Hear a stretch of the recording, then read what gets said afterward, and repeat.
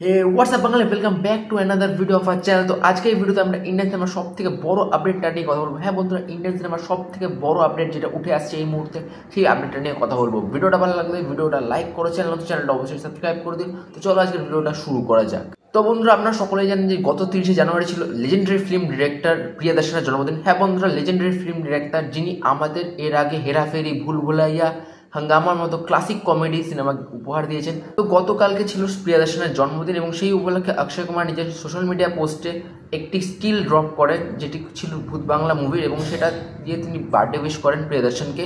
এবং সেই পোস্টটিকে রিপোস্ট করে প্রিয়দর্শন আমাদের সকলকে রিটার্ন গিফট দেন। হ্যাঁ বন্ধুরা, তার বার্থডেতে তিনি আমাদেরকে রিটার্ন গিফট দেন এবং আমাদেরকে যে রিটার্ন গিফটটা দেন এটা কিন্তু একটা বড় আমাদের কাছে একটা আশার আলো হয়ে দাঁড়িয়েছে। কারণ বর্তমানে তিনি যেটা বলছেন যে তিনি ডিরেক্ট করবেন হেরাফেরি 3। হ্যাঁ বন্ধুরা, আপনারা ঠিকই শুনেছেন, ফারহাদ সামজি কিন্তু এই মুভি থেকে আউট হয়ে গেছে এবং প্রিয়দর্শন ডিরেক্ট করবে হেরাফেরি 3, যেটা কিন্তু একটা আশার আলো দেখাচ্ছে। তো এটা শুনে বাকি সিনেমা প্রেমীদের মতো আমিও খুব এক্সাইটেড হয়েছি। বাকি আপনারাও এক্সাইটেড কিনা কমেন্ট বক্সে অবশ্যই জানান।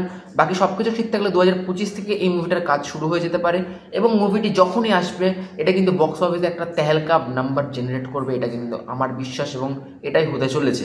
বাকি ভিডিওটা ভালো লাগলে ভিডিওটা লাইক করো, চ্যানেলটা অবশ্যই সাবস্ক্রাইব করে দিও। দেখা হচ্ছে পরের ভিডিওতে। Till then, bye bye, Jai Hind, love you all.